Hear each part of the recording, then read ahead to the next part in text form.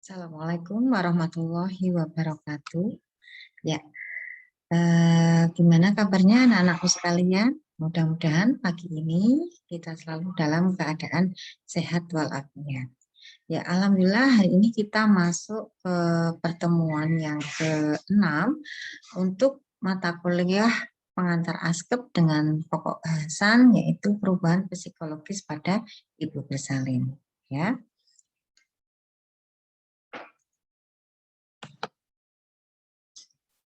Yang kita tahu bahwa yang namanya ibu bersalin itu kompleks ya atau identik dengan yang namanya rasa sakit. Mungkin beberapa dari Anda sudah pernah melihat bagaimana ibu bersalin ketika sudah memasuki proses persalinan ya. Ada yang menjerit mungkin ya, ada yang menangis, ada juga yang bisa menahan rasa nyerinya. Nah, semuanya itu tergantung dari adaptasi psikologis ya masing-masing wanita yang tentunya antara satu orang dengan yang lainnya itu tidak selalu sama karena wanita itu unik ya artinya wanita itu antara satu dengan yang lainnya itu sangat berbeda-beda. Nah, perubahan psikologis pada ibu bersalin ini penting kita ketahui. Kenapa? Karena dari hasil beberapa penelitian menyebutkan bahwa sebagian besar ya ibu bersalin yang mengalami keadaan kecemasan ya pada saat proses persalinannya itu akan mendapatkan akibat yang buruk ya pada saat proses persalinan, misalkan partes yang lama, partes yang macet, atau akhirnya bayinya lahir dengan asfiksia. Karena memang ya perubahan psikologis yang paling banyak terjadi pada ibu bersalin itu adalah kecemasan. Nah, ketika seorang wanita yang sedang dalam proses persalinan itu mengalami kecemasan, maka yang akan keluar adalah hormon kecemasan, yaitu adrenalin dan katekokotalamin. Nah, peningkatan dari kedua hormon kecemasan ini akan menghambat keluarnya hormon oksitosin yang membantu peningkatan kontraksi pada ibu bersalin. Ya, jadi penting sekali Anda mengetahui perubahan-perubahan psikologis apa yang terjadi pada ibu bersalin sehingga kita mampu memberikan asuhan yang tepat agar proses persalinannya itu tidak terpengaruh dengan perubahan psikologis tersebut. Ya. Nah, pendahuluan di sini bahwa perubahan psikologis yang kompleks itu memerlukan adaptasi terhadap proses kehamilan yang terjadi. Ya. Jadi kecemasan, kekhawatiran yang terjadi pada saat kehamilan maupun persalinan itu harus segera diatasi. Ya, tentunya diatasi dengan adaptasi tertentu. Ya, kalau misalnya sedang dalam proses persalinan, ibu merasa cemas, ya berarti kita bisa memberikan ya asuhan, misalkan manajemen nyeri ya karena kecemasan pada ibu bersalin itu sebagian besar itu ya karena nyeri yang dirasakan oleh ibu tersebut ya. Kemudian dukungan psikologis dan perhatian akan memberikan dampak terhadap pola kehidupan sosial ya, keharmonisan, penghargaan, pengorbanan, kasih sayang dan empati. Tentunya dukungan ini tidak hanya dari keluarga atau suami ya yang merupakan orang terdekat dari ibu, tetapi dukungan di sini juga merupakan dukungan dari kita ya sebagai seorang yang juga dekat dengan ibu ya. Ibu biasanya akan enggan atau tidak enak untuk menceritakan keluhan-keluhannya ke suami atau keluarga, tetapi dia akan lebih bebas, lebih leluasa untuk menceritakan apa yang dirasakannya itu kepada ibu bidan. Karena apa? Karena mungkin dia merasa percaya, kemudian merasa bahwa ibu nanti bisa diberikan solusi ketika menceritakan keluhan-keluhan tersebut kepada ibu bidan ya. Nah, pada wanita hamil dari aspek teknis dapat mengurangi aspek sumber daya ya, yaitu tenaga ahli, cara penyelesaian persalinan yang normal, akselerasi, kendali nyeri dan asuhan neonatalnya ya. Jadi dukungan-dukungan tersebut itu sangat berarti bagi ibu ya. Tujuannya apa? Tujuannya ibu bisa melanjutkan ke proses persalinan yang normal. Nah, sekarang kita bahas perubahan psikologis di masing-masing kala karena memang antara kala 1, 2, 3, dan 4 pada fase persalinan itu sangat berbeda sekali ya. Kita ketahui bahwa kala 1 itu kala pembukaan ya. Saya ulang dari ibu pembukaan 0 sampai dengan pembukaan 10, kemudian kala 2 itu kala pengeluaran di mana di sini itu dari sekian kala itu di sini ibu yang paling merasakan nyeri, yaitu pada saat proses keluarnya bayi. Dimulai dari pembukaan 10 sampai dengan bayi lahir. Kemudian kala 3 yaitu dari bayi lahir sampai dengan plasenta lahir. Kemudian kala 4 yaitu dari plasenta lahir sampai 2 jam pertama plasenta lahir ya. Nah, sekarang kita pelajari dulu untuk yang perubahan psikologis di kala 1. Salah satu, yaitu ketika pembukaan 0 sampai 10, biasanya ibu masih merasakan, rasa nyerinya yang, masih bisa dikendalikan ya. Apalagi kalau pembukaannya itu masih 1 sampai 3 atau fase laten. Ibu masih bisa diajak ngobrol ya, ibu masih bisa diajak untuk komunikasi, kerjasama, ibu bisa ke kamar mandi sendiri, kemudian masih bisa untuk, makan, minum ya. Memenuhi kebutuhan nutrisinya itu sendiri, itu masih bisa ya, kalau di kala 1 fase laten, pembukaan 1 sampai 3. Nah, kemudian perasaan untuk rasa nyerinya akan semakin bertambah ketika memasuki kala 1 fase aktif ya, di mana untuk pembukaannya itu mulai dari 4 sampai dengan lengkap ya. Kemudian di sini ciri-ciri yang lain adalah kontraksinya itu semakin sering ya dan semakin lama sehingga semakin dirasakan sakit oleh ibu ya. Semakin seringnya itu berapa kali? 3 kali dalam 10 menit di mana untuk durasi waktunya itu lebih dari 20 detik ya. Sehingga akan lebih lama dirasakan oleh ibu ya. Nah, perubahan psikologisnya apa saja? Yang pertama adalah perasaan tidak enak, tidak nyaman. Ya, ini terkait dengan apa? Nyeri. Kemudian yang berikutnya adalah mungkin Ibu ada beberapa yang mungkin ketubannya sudah pecah, sehingga Ibu tidak dianjurkan lagi untuk mobilisasi atau jalan-jalan karena akan menambah keluarnya air ketuban sehingga nanti habis ya, sehingga Ibu mungkin hanya berbaring di tempat tidur. Nah, ini yang menyebabkan perasaan yang tidak enak ya. Kemudian beberapa menit nanti ada kontraksi. Nah, hal seperti itu. Terus yang harus kita ketahui, kita bantu ya, kita libatkan keluarga terutama suami untuk membantu mengurangi rasa nyeri pada ibu ya. Kemudian yang kedua itu takut dan ragu akan persalinan yang akan dihadapi ya.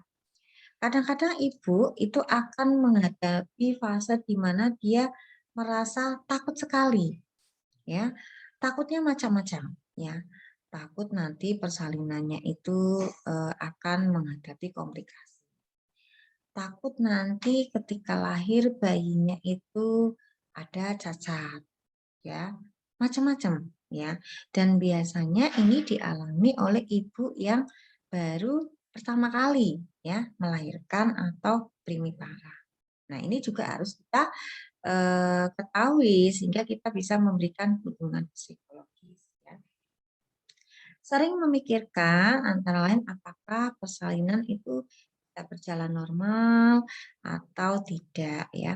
Apalagi kalau ibu itu punya pengalaman yang buruk ya atau pengalaman yang tidak menyenangkan pada persalinan yang sebelumnya ya. Mungkin akan ketakutan pada persalinan yang dulu itu akan sama ya dialami oleh persalinan yang sekarang itu kadang-kadang terjadi ya.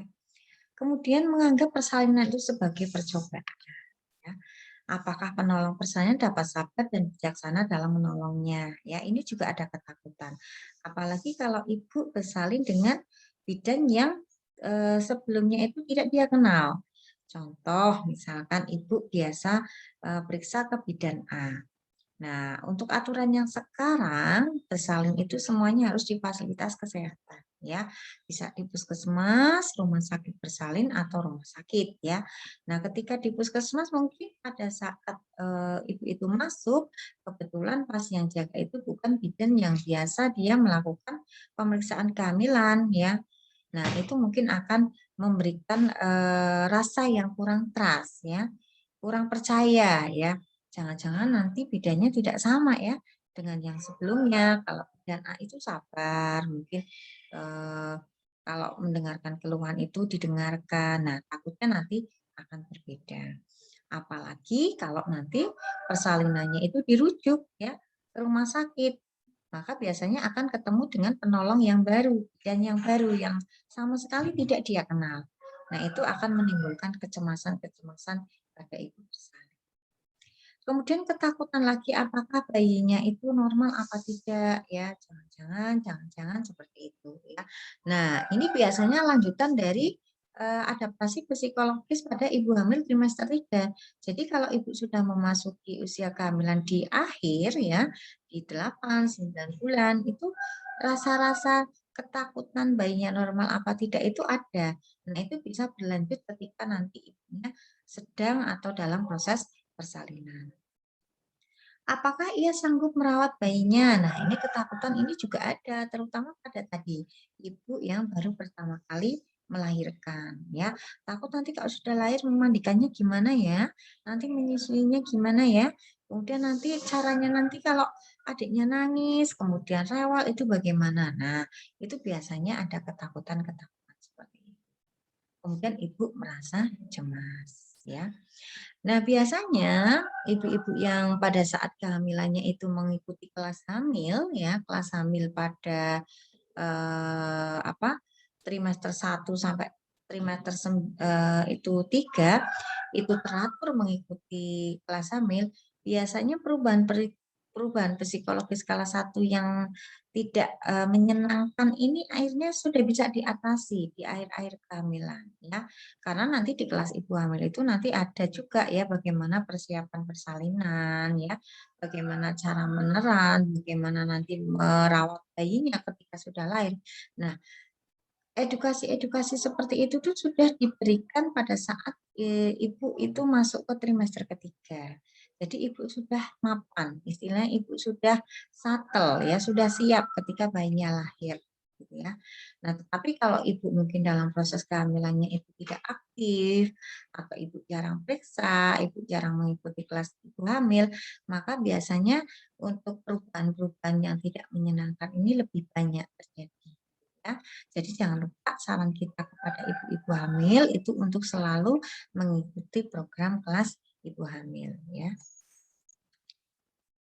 Nah, perubahan psikologis ya pada seseorang, pada ibu itu sangat dipengaruhi oleh apa saja ya. Kok ada ibu yang tenang gitu ya. Kok ada ibu yang ketika masuk proses persalinan itu menjadi sangat ketakutan sekali. Ada ibu yang biasa saja. Nah, ini ternyata ada beberapa faktor yang mempengaruhi. Yang pertama itu pengalaman sebelumnya. Nah, ini bisa dialami kalau misalkan ibu sekarang melahirkan anak kedua atau lebih. Kalau ibu punya pengalaman yang tidak menyenangkan pada kehamilan atau persalinan sebelumnya, maka biasanya itu akan terbawa pada saat sekarang. Misalkan dulu sebelumnya pada hamil pertama ibu pernah melewati proses persalinan yang lama, ya partes lama, yang sudah beberapa hari di rumah sakit tapi nggak keluar-keluar, akhirnya operasi. Nah, kadang-kadang kalau sudah pernah mengalami pengalaman yang tidak menyenangkan sebelumnya, maka pada eh, persalinan ini juga akan merasakan perubahan psikologis yang berbeda dengan yang ibu misalkan pengalaman sebelumnya baik-baik saja ya, atau proses persalinan itu normal-normal saja atau lancar-lancar. Tapi ada juga ibu yang sudah punya pengalaman sebelumnya itu yang misalkan ibu sudah pernah dioperasi ya. Ketika sekarang kehamilan berikutnya itu diadvis oleh dokternya untuk operasi, dia sudah merasa lebih siap, itu juga ada. Itu juga sangat tergantung dari bagaimana mekanisme coping dari perempuan tersebut ya. Kemudian persiapan menghadapi persalinan. Nah, ini sama ya, ketika kita menghadapi sebuah event atau acara, agenda, tetapi kita tidak siap, maka yang akan terjadi itu kita akan merasa cemas, kita khawatir gitu ya. Nah sama, ketika sebuah persalinan itu sudah disiapkan, jauh-jauh hari sebelum proses itu tiba, baik itu persiapannya fisik, mental, materi atau finansial dan lain sebagainya, maka ketika sudah memasuki fase ya persalinan maka ibu akan menjadi lebih siap. Tapi coba bayangkan ketika sudah masuk misalkan proses persalinan, ibu sudah pembukaan, ibunya itu belum menyiapkan apa-apa ya, perlengkapan bayinya belum ya, perlengkapan ibunya juga belum ya, lupa dibawa ya, kemudian uang juga belum siap. Yang terjadi itu adalah ibu akan bertambah kecemasannya. Bertambahnya tidak hanya karena dia merasakan nyeri saja, tetapi bertambah karena memikirkan faktor-faktor yang lainnya. Maka akan lebih baik ketika sebelum menghadapi hari H atau HPL, semua persiapan, baik itu fisik, mental, materi, itu sudah dipersiapkan sematang mungkin. Ya. Yang ketiga itu lingkungan. Nah, tadi ya, ibu khawatir, cemas itu sangat dipengaruhi oleh lingkungan. Ketika ibu bersalin di lingkungan yang sebelumnya dia itu sudah mengenal ya, terutama untuk penolongnya, maka dia akan lebih tenang ya, karena sudah ada hubungan ikatan ya sebelumnya. Saya sudah kenal dengan bidan A ya, bidan A itu baik dan sudah tahu proses kehamilan saya. Ya, tetapi ketika dia masuk ke lingkungan yang baru, misalkan dia harus dirujuk, maka itu juga sangat mempengaruhi psikologis dari ibu bersalin tersebut. Nah, mekanisme coping, nah ini yang antar setiap induk itu pasti tidak akan sama bagaimana coping seseorang terhadap rasa nyeri, ya, rasa sakit pada saat kala satu atau kala dua itu sangat mempengaruhi perubahan psikologis. Ada orang yang ketika timbul kontraksi itu hanya responnya itu diam, ya, paling hanya misalkan memegang bagian punggung saja atau minta suami untuk membantu mengelus atau mengusap, meset itu bagian punggung. Itu ada yang seperti itu. Ada juga ibu yang ketika kontraksi itu datang, ibunya menangis, menjerit, ya, kemudian menyampaikan sesuatu. Itu ada. Jadi ini sangat berbeda-beda. Nah, kalau ibunya tadi setiap kontraksi menangis, jerit, ya, kemudian banyak banyak pergerakan, aktivitas, maka yang akan terjadi itu apa? Kelelahan nanti di kala dua, ya, karena energinya sudah habis. Apalagi ibunya tidak mau ya untuk makan, minum, ya, diberikan nutrisi, didulang aja nggak mau, apalagi makan sendiri. Maka yang terjadi kala duanya nanti ibu akan ya. Kemudian sikapnya terhadap kehamilan itu juga sangat menentukan apakah ibunya itu jadi cemas, stres, khawatir apa tidak ya. Contohnya ketika menghadapi seorang ibu yang bersalin tetapi kehamilannya itu tidak diinginkan. Tidak diinginkan ini macam-macam ya, bukan hanya karena menikah hamil sebelum menikah, bisa juga atau karena gagal KB itu juga bisa ya. Nah, itu juga akan mempengaruhi ya bagaimana penerimaan ibu terhadap kehamilannya ini dan bagaimana penerimaan ibu terhadap bayi yang akan dilahirkannya gitu ya. Nah, sekarang kita lanjut untuk perubahan psikologis skala 2, yaitu di mana ini adalah puncak-puncaknya ya, proses persalinan, karena di sini nanti bayi akan dilahirkan. Dan yang perlu Anda ketahui, bahwa di skala 2 nanti kontraksinya itu 5 kali dalam 10 menit ya, dan durasinya itu bisa sampai 40 detik sampai 1 menit, jadi lama sekali. Baru selesai kontraksinya, baru hilang sudah mulai lagi, terus seperti itu terus. Karena memang ini proses atau kontraksi ini adalah his pengeluaran, jadi sifatnya itu lebih keras dan lebih lama. Ya. Nah, yang terjadi di kala 2 ini adalah sering timbul rasa jengkel, tidak nyaman saat ibu merasakan nyeri, atau uterusnya itu yang semakin tegang ya. Kemudian metabolisme ibu meningkat ya, denyut jantung ibu meningkat, nadi meningkat, suhu meningkat, pernapasan meningkat, dan ibu berkeringat lebih banyak. Akibatnya ibu merasa lelah atau exhaustion ya. Kehausan setiap bayi sudah dilahirkan karena tenaga ibu habis untuk menerana. Kalau seperti ini Anda harus tahu. Jadi ketika di sela-sela antara kontraksi dengan kontraksi berikutnya itu ada fase relaksasi, maka jangan lupa untuk memberikan minum ya, memberikan nutrisi ya, bisa dibantu oleh suaminya ya. Kemudian menjadi orang yang tidak sabaran ya, pinginnya itu kalau ngeden langsung lahir, padahal ada prosesnya turunnya janin di dasar panggul, sehingga harmoni antara ibu dan janin yang dikandung itu menjadi terganggu. Hal ini disebabkan karena kepala janin itu sudah memasuki panggul dan timbul kontraksi-kontraksi pada uterus sehingga muncul rasa sakit dan ingin segera untuk mengeluarkan janinnya ya. Jadi sudah perasaannya sangat tidak nyaman terutama di bagian bawah ya. Efek yang dapat terjadi pada ibu karena mengejan itu adalah exhaustion atau lelah ya. Karena tekanan untuk mengejan itu sangat kuat. Yang kedua adalah distress ibu karena merasa dirinya distress dengan ketidaknyamanan panggul ibu karena terdesak oleh kepala janin. Yang ketiga, panik ya. Ibu akan panik jika janinnya tidak segera keluar dan takut persalinan itu akan menjadi lama. Nah, kadang-kadang ada ibu yang tidak tahan ya dalam menghadapi durasi lamanya di kala dua, maka ada yang memutuskan kadang-kadang ibu minta untuk segera diakhiri ya dengan jalan misalkan dioperasi. Kadang-kadang ada pemikiran yang instan seperti itu ya. Makanya pada ibu-ibu yang mungkin ambang nyerinya itu rendah, yang tidak tahan dengan rasa sakit, ibu akan memilih persalinan dengan operasi ya dengan SC. Nah, indikasi ini disebut indikasi sosial ya.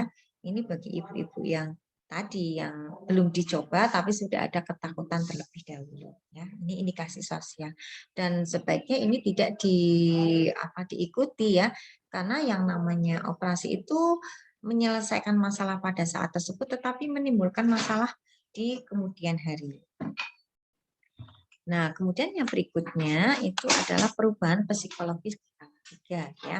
Skala 3 yaitu setelah bayi lahir sampai dengan plasenta lahir ya. Kalau sudah bayi lahir itu sudah hilang semua rasa nyerinya ya. Yang ada adalah perasaan bahagia. Bahagia melihat bayinya apalagi lahir langsung menangis, kemudian dilakukan inisiasi menyusu dini, bayi diletakkan di atas perut ibu, kemudian ibu bisa memeluk bayinya ya. Itu yang ada adalah perasaan bahagia. Cemas dan takut kalau terjadi bahaya atas dirinya saat persalinan karena persalinan dianggap sebagai suatu keadaan antara hidup dan mati. Nah, biasanya pertanyaannya itu kalau sudah bayi lahir itu apa? Bu, ini jalan lahirnya sobek apa tidak? Biasanya seperti itu, ya. Nah, karena ibu menganggap bahwa nanti kalau dijahit itu juga akan merasa sakit, kemudian mungkin hasilnya ya ditakutkan tidak akan sama dengan sebelum persalinan ya. Cemas dan takut karena pengalaman yang lalu dan takut karena tidak dapat memenuhi kebutuhan anaknya ya. Ini biasanya dialami oleh ibu-ibu yang baru pertama kali melahirkan. Jadi jangan lupa sebagai seorang bidan kita harus bisa memberikan dukungan psikologis, kita harus bisa meyakinkan ibu bahwa apa yang ketakutan, kecemasan yang dialami oleh ibu itu biasa dirasakan oleh ibu-ibu yang baru melahirkan. Jadi nggak usah khawatir ya. Percaya kalau ibu itu pasti akan bisa merawat bayinya, ibu akan segera sehat, akan segera pulih kembali ya. Nah, dukungan yang kita sampaikan ke ibu itu pasti akan memberikan pengaruh atau dampak positif terhadap nanti asuhan yang diberikan ke bayinya ya. Kemudian perubahan psikologis yang terakhir yaitu di kala 4 ya. Kala 4 itu berarti bayi sudah lahir, ari-ari sudah lahir, kalau misalkan ada luka jalan lahir juga sudah dijahit, ibu sudah dibersihkan, tinggal ibu fasenya adalah fase berinteraksi dengan adiknya atau fase bonding attachment ya. Yang pertama adalah fase honeymoon ya, di mana di sini ada kontak yang lama antara ibu, ayah dan bayinya ya. Di sini ayah dan ibu memberikan perhatian ke adiknya, kemudian bapaknya juga memberikan perhatian ke ibunya. Nah, di sini terjadi ikatan emosional yang tinggi ya antara ibu, ayah dan adiknya. Makanya disebutnya adalah fase honeymoon. Kemudian ada ikatan kasih tadi ketika berkumpul tiga orang tadi ya saling menyapa ya, memegang adiknya bersama-sama, kemudian menceritakan proses persalinannya yang lalu antara suami dan istri itu akan membentuk sebuah ikatan kasih ya. Nah, fase pada masa nifas itu terbagi menjadi dua kalau awalnya, tetapi untuk semuanya itu terbagi menjadi tiga, yaitu ada fase taking in, taking hold, dan letting go. Taking in itu biasanya terjadi di hari pertama dan kedua, di mana ibu masih fokus pada dirinya sendiri karena ibu kelelahan ya. Ibu masih fokus pada rasa nyeri, pada luka jahit, sehingga ibu belum bisa ya biasanya ikut merawat bayinya ya. Untuk perawatan bayinya biasanya masih dibantu oleh orang lain ya, bisa oleh orang tua atau dukun bayi. Kemudian taking hold itu ibu sudah mulai bisa membantu merawat bayinya ya di fase ini ya. Terus ibu sudah mulai bisa menerima keadaan bahwa dia menjadi seorang. Kemudian fase yang ketiga itu adalah fase letting go ya, letting go di mana ibu sudah mulai beradaptasi dengan peran barunya sebagai seorang ibu ya. Nah, taking in, taking hold, dan letting go ini antara ibu yang satu dengan ibu yang lain itu waktunya itu kadang-kadang tidak sama ya. Tetapi pada umumnya taking in ini 1 sampai 2 hari, taking hold itu 3 sampai 10 hari, dan letting go itu lebih dari 10 hari. Kemudian perubahan yang berikutnya adalah bonding attachment atau ikatan batin antara ibu dan bayi yang terjadi segera setelah bayi lahir ya. Makanya sangat penting sekali ketika bayi baru lahir itu langsung dilakukan yang namanya roaming in ya, rawat gabung. Roaming in atau rawat gabung di mana ibu dan bayi itu dalam satu ruangan ya. Kalau keadaan ibu maupun keadaan bayi itu normal. Karena di sini akan menciptakan bonding attachment yang kuat ya antara ibu dan bayinya ya. Dengan roaming in ini atau rawat gabung ini ya, ASI eksklusif juga sudah mulai bisa untuk dilakukan. Tapi kalau misalkan ibu di ruang A, bayi di ruang B, maka kemungkinan gagalnya ASI eksklusif itu tinggi. Kenapa? Karena ketika bayi menangis itu biasanya akan diberikan susu formula ya. Nah, kalau keadaan ibu maupun keadaan bayi tidak memungkinkan tidak akan menjadi masalah. Tapi sebaiknya ketika keduanya itu dalam keadaan baik, maka roaming in itu harus segera dilakukan untuk menciptakan bonding attachment antara ibu dan bayi. Kemudian respon antara ibu dan bayinya itu terbagi menjadi touch ya atau sentuhan, eyes to eyes kontak atau kontak mata antara ibu dan bayi, odor yaitu mencium bau badan ibunya, biasanya bayi akan tenang ya ketika dia dekat dengan ibunya karena dia sudah mencium aroma ibunya itu sejak bayi itu ada di dalam kandungan. Jadi 9 bulan di dalam kandungan. Jadi ketika dia rewel, menangis, tetapi ketika dia digendong ibunya pasti akan merasa tenang. Karena apa? Aroma ibu sudah dia rasakan jauh-jauh hari sebelum dilahirkan. Kemudian body warm atau kehangatan tubuh ya. Kemudian suaranya, kemudian entertainment itu menjadi hiburan ya. Mungkin tangannya digigit atau pipinya itu dipegang-pegang itu entertain. Dan biorhythmicity. Biorhythmicity itu ritme kehidupan, contohnya suara nafasnya, kemudian suara denyut jantungnya itu akan menjadi respon antara ibu dan bayinya ya. Mungkin itu yang bisa saya sampaikan untuk perubahan psikologis pada ibu bersalin ya. Untuk lebih lengkapnya nanti Anda bisa membaca literatur-literatur atau referensi-referensi yang lain untuk menambah pengetahuan ya. Mudah-mudahan apa yang saya sampaikan bisa bermanfaat untuk kita semua. Saya kira cukup sekian untuk pertemuan kali ini. Saya tutup. Wabillahi taufiq wal hidayah. Wassalamualaikum warahmatullahi wabarakatuh.